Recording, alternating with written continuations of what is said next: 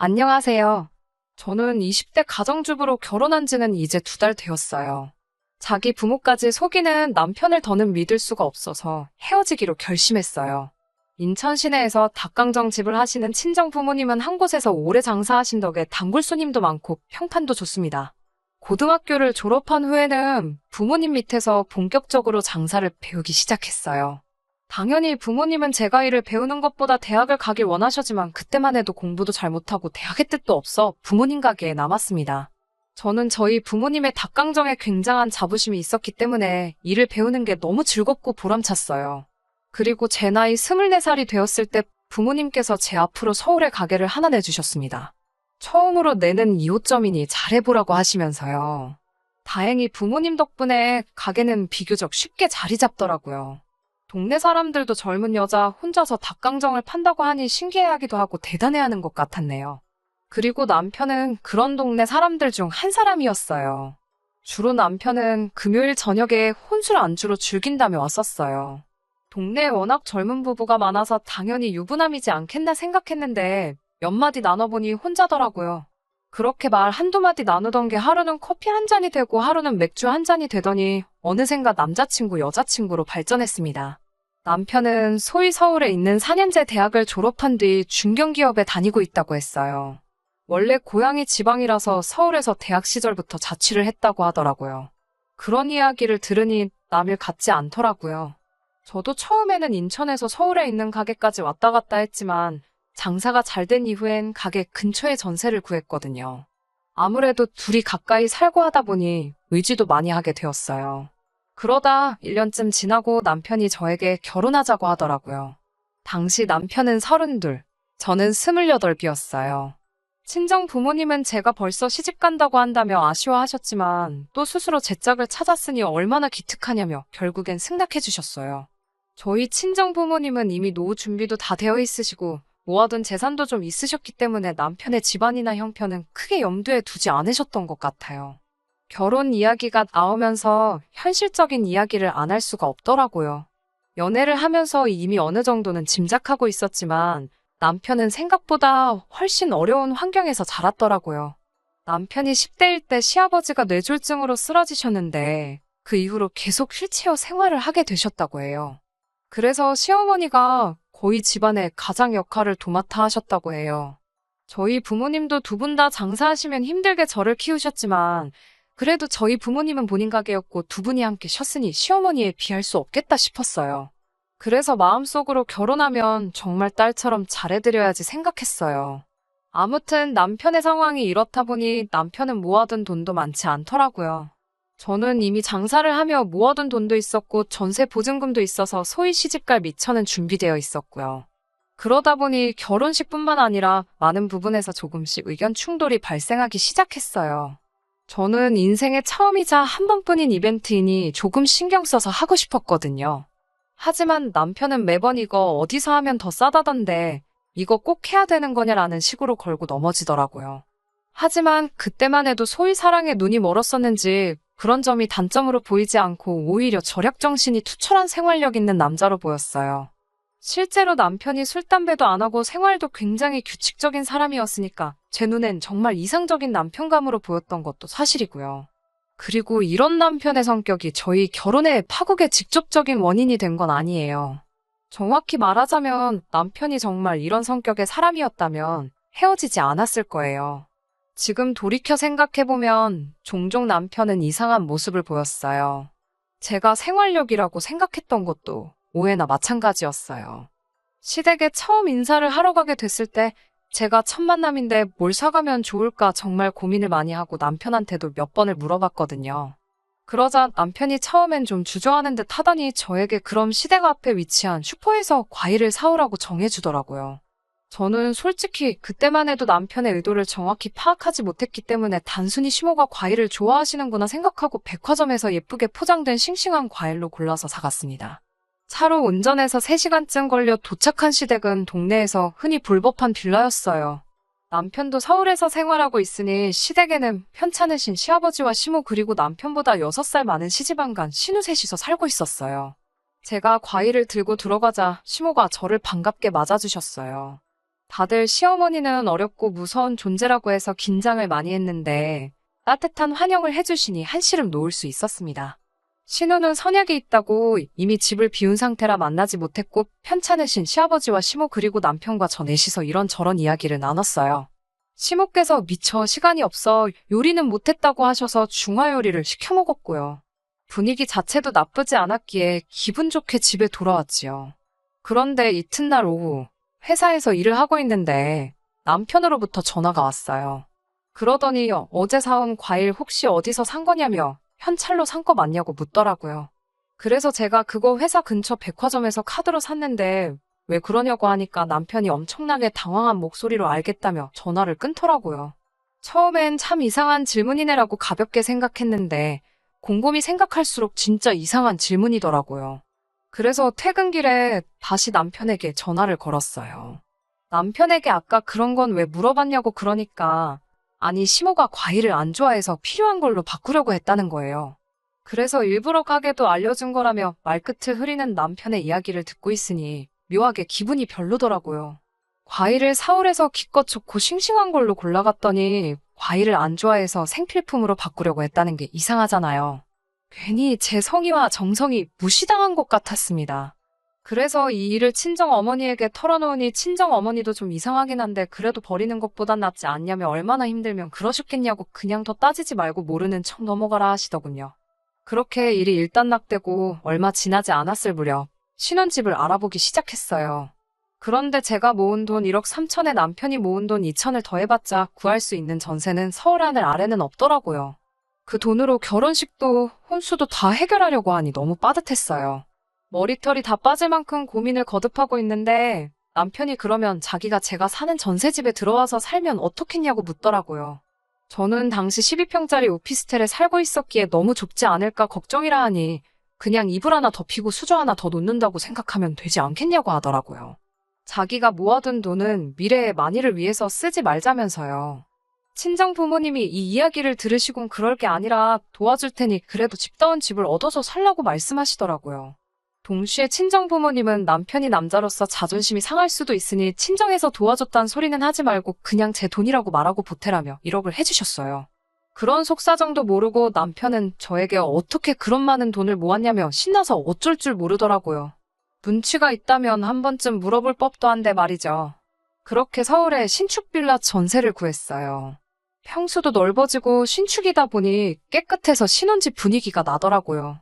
일단 집을 구하고 가전제품도 장만하고 나니 정말 결혼한다는 실감이 나기 시작했어요.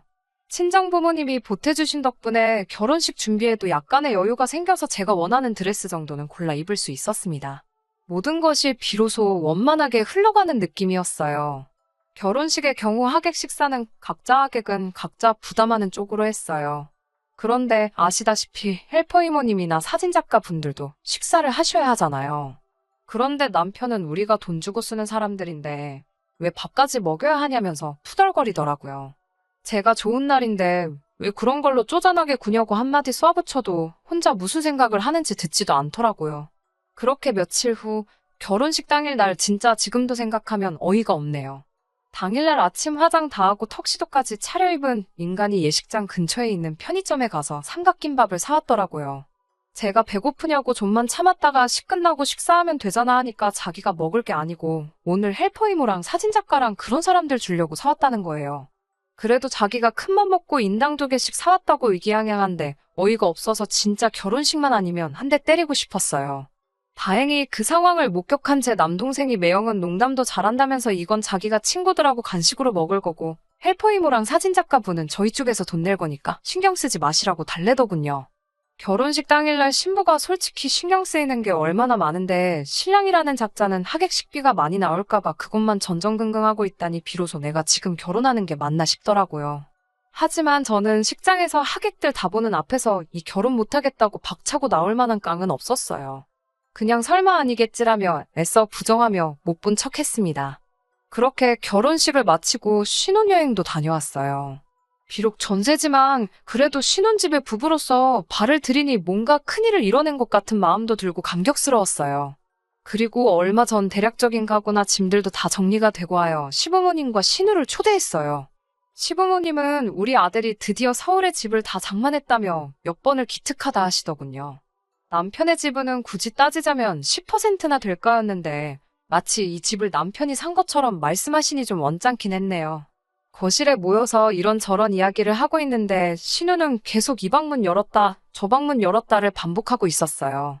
그래서 제가 왜 그러냐고 물으니 아무리 생각해도 작은 방 여기가 좋겠다고 그래요. 그러면서 시모에게 신우가 한다는 말이 이 방에 창문도 있고 아빠가 덜 갑갑하겠다고 하는 거예요. 제가 깜짝 놀라 지금 무슨 소리 하시는 거냐 물으니 시아버지가 이 집에 계시기로 했는데 몰랐냐고 그래요. 저는 금시초문이었기 때문에 남편을 쳐다보면서 이게 무슨 소리냐고 물었습니다. 그러자 남편이 한다는 말이 자식이 부모 모시고 사는데 뭐가 문제냐며 오히려 저를 이상하게 보더라고요. 그러면서 그래도 시부모님이 저희를 배려해 주셔서 안방은 저희 쓰라고 하셨다는 거예요. 제가 어이가 없어서 저는 처음 듣는 이야기고 그렇게는 어려울 것 같다고 딱 부러지게 말씀드렸어요. 그동안에도 시부모님이 무리한 요구나 이해가지 않는 행동을 하시는 경우가 종종 있었지만 어떻게든 좋게 돌려서 말하곤 했는데 이번에는 그렇게 하면 안 되겠더군요. 그런데 제가 딱 잘나서 그렇게 거절을 하자 오히려 신우가 노발대발을 하는 거예요. 저더러 네가 뭔데 내 남동생 집에 대해서 왈가왈부하냐고요. 제가 남편을 쳐다보면서 도대체 어떻게 말씀드렸길래 이게 자꾸 자기 집이라고 하시는 거냐고 따졌더니 남편이 저한테 목이만한 소리로 제발 조용히 나중에 얘기하자며 꼬리를 내리더라고요. 뭔가 아무래도 이렇게 넘어가면 안 되겠다 싶어서 시부모님께 이 집은 저희 친정 부모님이 도와주셔서 마련한 전세라고 알려드렸어요. 엄연히 제 집이나 마찬가지라고요. 그러자 시부모님이 남편을 보면서 이게 도대체 무슨 소리냐고 어이없어 하시더라고요. 그러다 충격적인 사실을 알게 되었습니다. 남편이 신혼집을 핑계로 자기 부모인 시부모님으로부터 1억을 넘게 받았다는 것을요. 그 돈은 다 어디로 갔냐고 시모와 신우가 남편을 추궁하자 남편이 경마를 했다고 털어놓았어요. 정말 충격의 다리가 너무 떨려서 당장이라도 쓰러질 것만 같았습니다. 그동안 그렇게 돈에 집착한 것도 돈을 모으기 위해서가 아니라 경마 한 게임이라도 더 하려고 그런 거였더군요. 연애 때도 남편은 일요일 오전이면 친구들과 운동하러 간다는 이유로 늘 절 만나지 않았거든요. 그런데 그게 다 경마를 하러 가느라 그랬던 거였어요. 경마로 이를 대로 잃었던 남편은 저에게 돈이 있으니까 신혼집은 걱정하지 않아도 된다는 생각에 시부모님이 주신 돈까지 다 게임에 몰빵을 했더라고요. 망연자실의 흐느끼 씨는 시모와 남편에게 욕을 퍼붓는 신우를 보고 있는데 이게 현실인가 싶었어요. 제가 어리 빠진 얼굴을 하고 있으니 시아버지가 저에게 많이 부족하고 모자른 놈이지만 한 번만 네가 용서하고 사람 좀 만들어 달라고 하시더군요. 시모도 저에게 정말 엄마 딸처럼 잘 지내보자면서 이미 부부의 연을 맺었는데 어떻게 하겠냐며 지나간 과거는 잊고 살라 하시더군요. 그런데 시부모님이 오히려 이렇게 저에게 말씀하시니 정신이 번쩍 들었습니다. 우리 부모님이 저를 어떻게 키우셨는데 이런 똥통 구렁텅이에 빠질 수는 없었어요. 저는 두 분을 냉정하리만큼 밀어내고는 다들 제 집에서 나가달라고 했어요. 신우는 저더러 본색을 드러내는 거냐며 누구보다 가족끼리 똘똘 뭉쳐야 되는 순간에 너 이럴 수 있냐고 너무하다며 엉엉 울더라고요. 남편도 뭐가 잘났는지 저한테 목소리를 높이며 그 경마에서 딴 돈으로 데이트하고 식도 올린 거라고 저더러 공범이나 마찬가지라는 거예요. 제 입장에서는 오히려 저렇게 적반하장으로 나와주니 마음 정리가 얼마나 쉽던지요. 저는 남동생에게 전화를 걸어 얼른 집으로 와달라고 했어요. 제 목소리에서 다급함을 느꼈는지 남동생이 친정 아버지까지 대동해서 1시간도 안 되어 와주었습니다. 저희 친정 아버지나 남동생 둘 다 운동을 해서 체격이 좋거든요.